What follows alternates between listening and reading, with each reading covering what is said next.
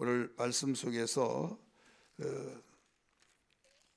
지금 사도권이 무너지는 그 당시 오해로 인해서 무너진 그들에게 사도권에 대해서 계속 강화를 시키고 있죠. 나는 사람으로 받은 것도 아니고 사람의 뜻으로 난 것도 아니요 예수 그리스도로부터 말미암은 내가 복음의 계시를 통해서 바로 사도가 되었다라고 하면서 강조를 1장부터 계속 진행해 오고 있어요. 오늘 본문에서도 넓은 의미에서 보면 이 내용을 강하게 강조하고 있는 한 예입니다. 그러면서 11절 14절까지 보면 내가 대사도라고 하는 기둥같이 사용하는 베드로도 내가 책망을 했다 이렇게 이야기를 하고 있어요.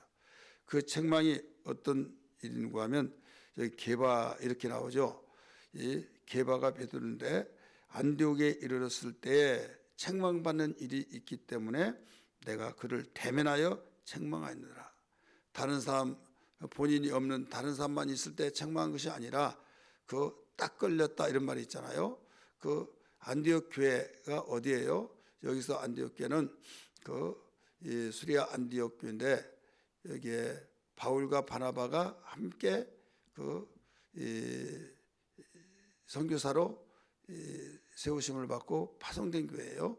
이방인들 중에서 가장 먼저 이방의 교회가 세워진 예루살렘 교회 다음에 세워진 교회가 안디옥 교회인데 거기에서 이방인들과 함께 음식을 먹었다 이거죠. 그래서 사람들이 있는데 어찌하여 당신은 유대인으로서 이방인들과 함께 음식을 먹었냐 하면서 유대인으로서 이거 어떻게 이러면서 이방인을 유대인답게 살라고 말할 수 있겠느냐 이렇게 이야기를 하면서 내가 책망을 했다. 이 책망했다는 왜 느닷없이 이 내용이 나왔느냐 그 동기를 알아야만 합니다.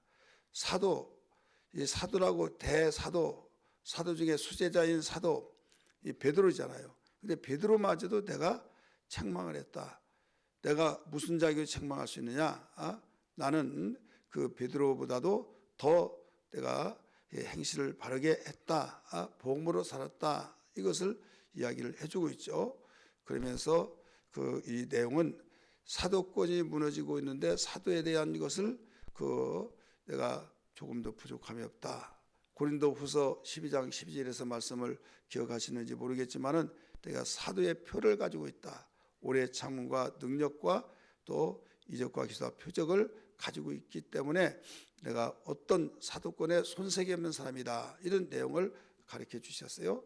그렇기 때문에 그럼에도 불구하고 고린도 교회만 아니라 한 교회에서 소문이 나면 그 이웃 교회 다른 지방의 교회도 소문이 나잖아요. 그러니까 갈라디아 교회도 그런 가운데 사도권에 대한 문제가 생기니까 나 그렇지 않다 하면서 1장부터 2장에 이어져 나오면서 2장 오늘 11절에서 14절까지 베드로를 책망했던 사건을 그런 연유에서 책망을 했다는 것을 보면 알 수가 있습니다. 오늘 믿음 그러면 이방인들과 음식 먹는 것이 잘못한 거냐 이거예요. 유대인으로서 이방인을 유대인으로 만들려고 하는 사람이라고 한다면 네가 유대인답게 살아야 된다 이렇게 이야기했다는 거예요. 왜냐하면 너는 유대인으로서 할례 받지 않은 자에게는 같이 할 수 없다. 할례는 내가 하나님의 백성이라는 표예요. 다른 교단에서 할례는 오늘날 세례다 해가지고 유아 세례를 주장한 성경적 근거로 보는데 할례의 뜻은 그 뜻이 아니에요. 할례는 하나님의 백성들에게만 단지 8일 만에 그래서 유아에게 어떻게 세례를 주느냐 하는 것은 성경적인 것이 아니다. 할례는 하나님의 백성이라는 뜻으로서 주는 거고 침례는 무엇을 뜻을 주냐면 나는 예수와 함께 죽었고 예수와 함께 살았다고 하는 엄연히 뜻이 다르다 이거죠. 그래서 유아 세례는 이 고백이 물론 유아 세례는 그렇게 말하고 세례는 또 뭐라고 말해요? 예수와 함께 죽었다 살았다 이렇게 말하지만은 말과 이 의식하고는 다르다 이거죠. 내가 아버지라고 그 몰랐을 때는 이웃집 아저씨 하다가 어느 날 내가 아버지란 걸 알았다 이거죠. 누가 가르쳐줘서. 그때는 그 처음엔 잘 안 나온다 할지라도 나중에는 아버지라고 해야 정상인 것처럼 몰랐을 때는 별 수 없다 이거죠. 마찬가지예요. 그 뜻하고 그 내가 아는 거하고 내가 부르는 거 똑같아야만 돼요.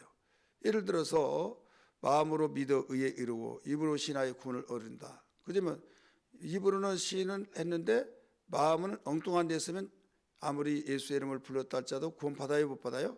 못 받는 거예요. 그래서 마음과 우리 입술로 고백한 것이 하나가 될 때 누구든지 주의 이름을 부른 자는 구원을 얻으리라 하는 말이 이게 일맥상통한 것이지 그냥 마음 따라 그냥 예수의 이름 부르면 구원 받는다고 그래서 지나가는 사람이 예수의 이름 부르세요.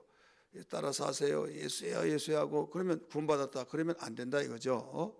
오늘 여기에서 마찬가지로 지금 느닷없이 유대인께 사는 것을 그 유대인으로서 그 유대인답게 살아야 하는데 이방인을 유대인답게 살려고 만든다고 한다면 너부터 당신부터 그 이런 온전하게 살아라 이런 말인데 그런 말하면 행위로서 구원받는다고 하는 뜻이 될까봐 오해할까봐 뜻없이 반전을 해가지고 15절부터 마지막 절까지 의롭다함을 얻는 의다 이것을 설명해 준 거예요. 그래서 이 부분은 여기에 믿음으로 의롭다함을 얻는 거하고는 이 완전 뜻이 그 구태여 이 말을 할 필요가 있느냐라고 해서 사도권 때문에 말을 했다는 것이 증거가 되는 거죠.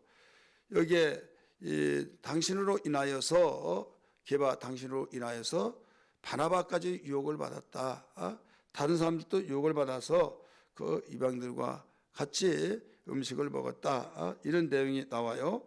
그 야고보에게서 온 어떤 사람들을 야고보가 그 안디옥에 사람을 보내는데 그 사람들에게 다 들켰다 이거예요. 12절 보세요. 야고보에게서 온 어떤 사람들이 이르기 전에 게바가 이방인과 함께 먹다가 그들이 오매 그가 할례자들을 두려워하여 떠나 물러가매 이렇게 나오죠. 떠나 물러가매. 그러면 물러가야 하냐 안 물러가 당당하다면 그냥 그 있었는데 왜 그 물러가느냐. 그러게 예식한 거 아니냐 이거예요. 13절 남은 유대인들도 그와 같이 예식함으로 바나바도 그들의 예식에 유혹되었느니라.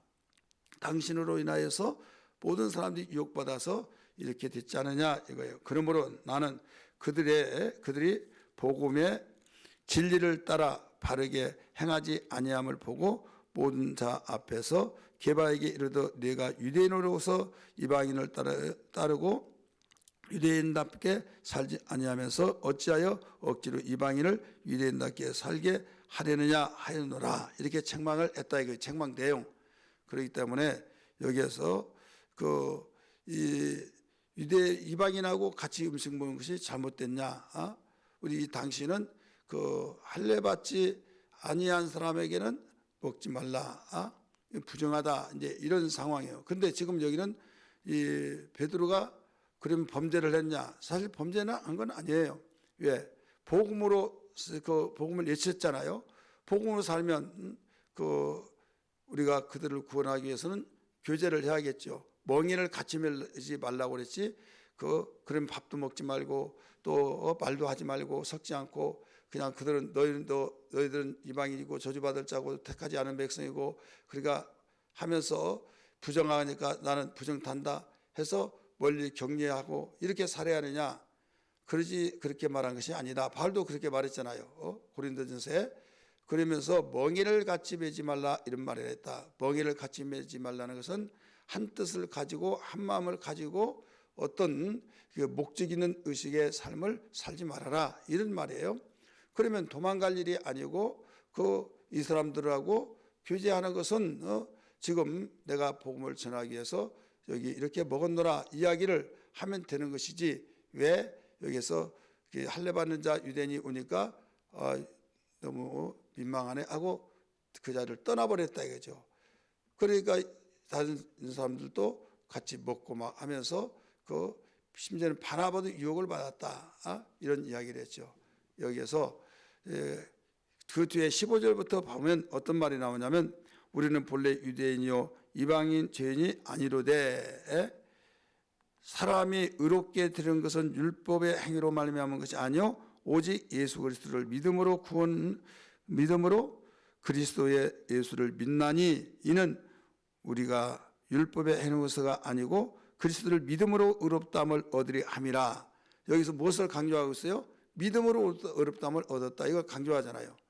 그렇기 때문에 베드로가 그 당당하게 먹었으면 자네 이렇게 했노라고 이야기하지 왜 피하고 도망가냐? 떳떳하게 믿음의 의로 구원받았고 그랬다고 한다면 이게 확신 있게 살아라 이거예요. 확신 있게. 오늘 우리는 여기에서 그 바울이 강조하는 의미는 책망의 목적으로 책망한 것이 아니다.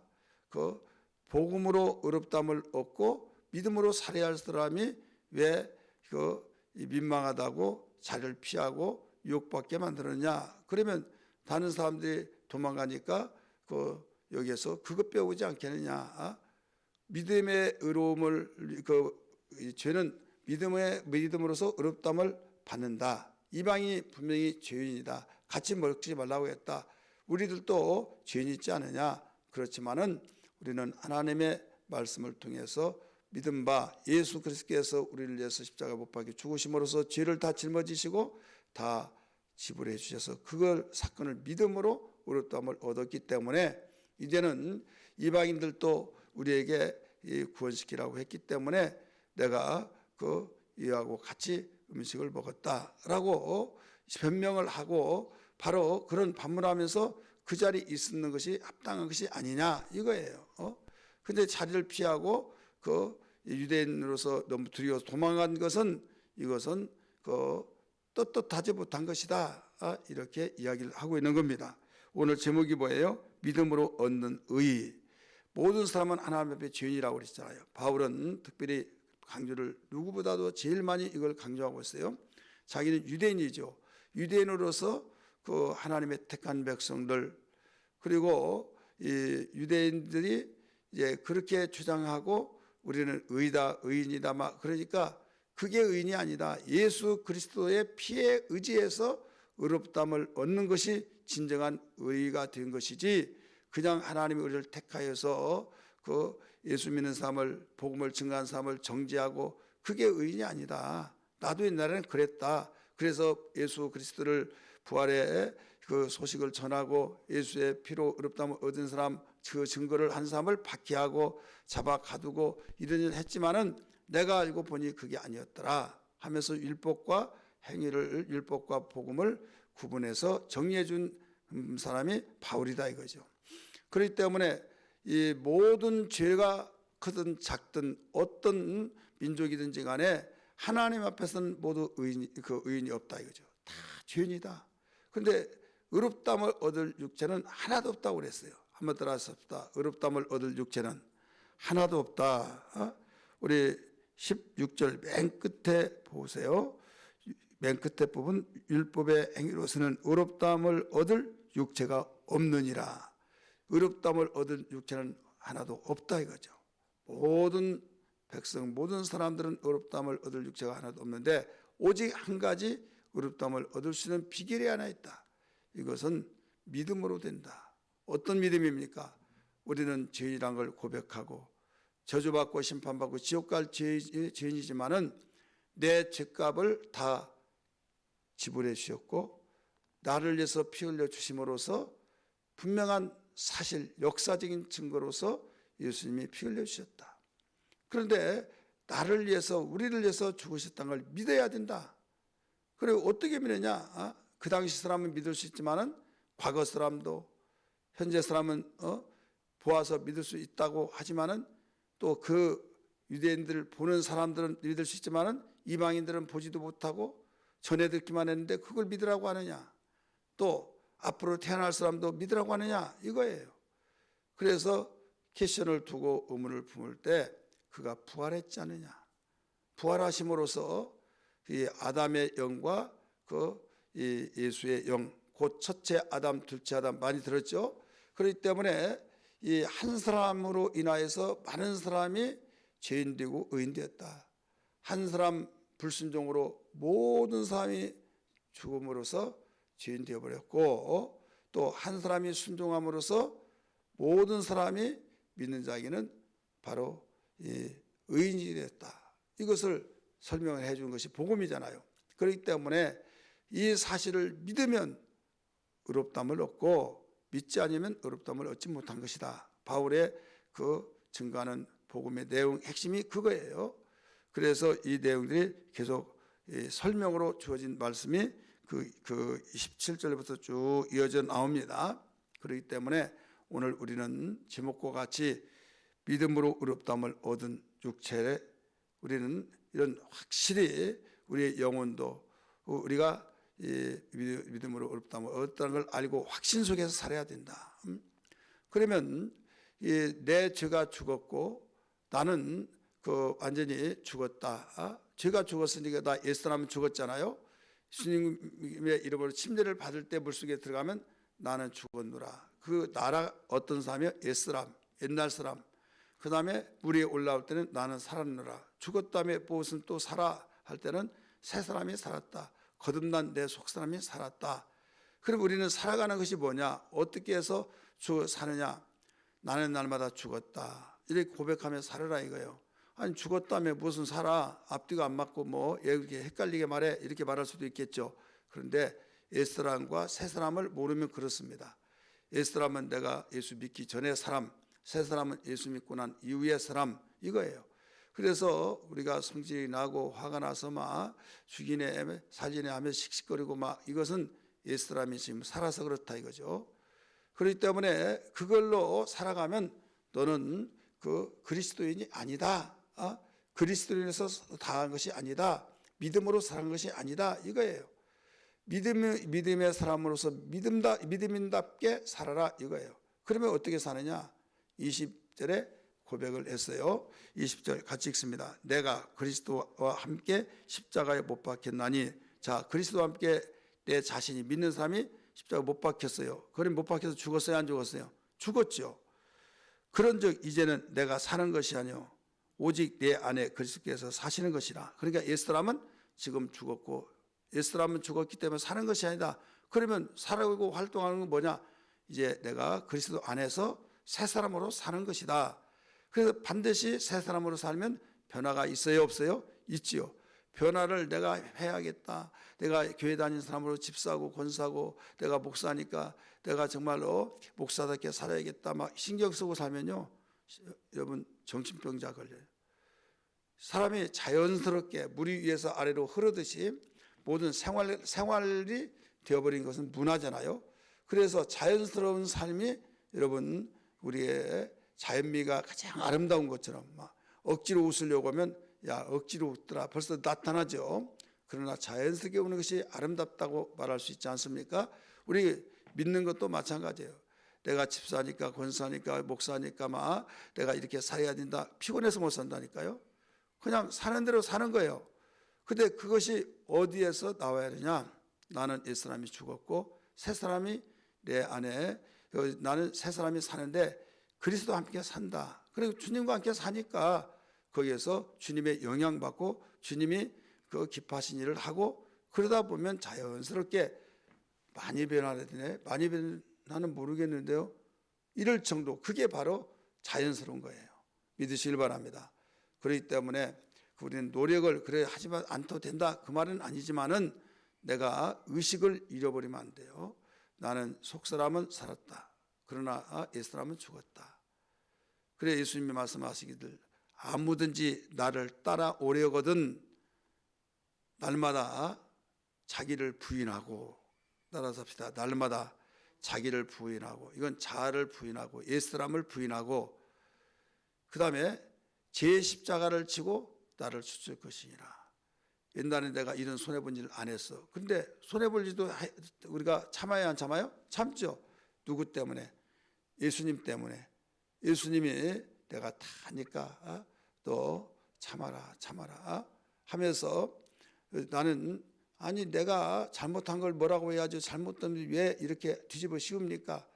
그래 네가 아니라고 생각하고 막 모든 걸가 발려서 너는 좋지만은 다른 사람은 죽는다. 그럴 때 그 사람을 살리기 위해서는 넌 나 죽었다. 이렇게 해봐라. 내가 그 죽을 때 어떻게 죽었냐. 별의별 말을 다 하더라도 내가 침묵을 지키고 아무 말을 하지 않았지 않느냐. 그것은 내가 징계받고 다른 사람에게 평화를 주기 위해서 내가 그랬던 것처럼 그게 바로 그 나와 함께 사는 것이다 이거예요. 그래서 그 십자가에 못 박아 죽은 자는 여러분 아무 말이 없죠. 죽은 사람은 말이 없어요. 그래서 우리는 십자가를 날마다 짊어지고 우리가 죽는 것이다. 이게 바로 믿음의 사람이다 이거예요. 오늘 20절은 우리가 그리스도인으로서 살아가는 삶을 가르쳐주고 있습니다. 그러므로 아니야 지금 그 갈라디아 교회나 고린도 교회 유대주의자들이 거짓 선생들이 믿더라도 행함을 가져야 지켜야 된다. 행위를 곧 율법을 믿더라도 믿음 플러스 율법 행해야 된다 이거죠. 그렇게 했더라면 예수님이 바로 더 범죄를 하게 하고 있느냐 이거예요. 그러면 헛것이다 이게 예수님이 죽으심이 헛것이다. 우리 21절 말씀 봅니다. 내가 하나님의 은혜를 패하지 아니하도다. 만일 의롭게 되는 것이 율법으로 말미암았으면 그리스도께서 헛되이 죽으셨느니라. 헛되이 죽었다 이거죠. 율법을 강조하고 곧 행함에 예수 그리스도의 피에 믿음 플러스 행함 그래야 구원이다.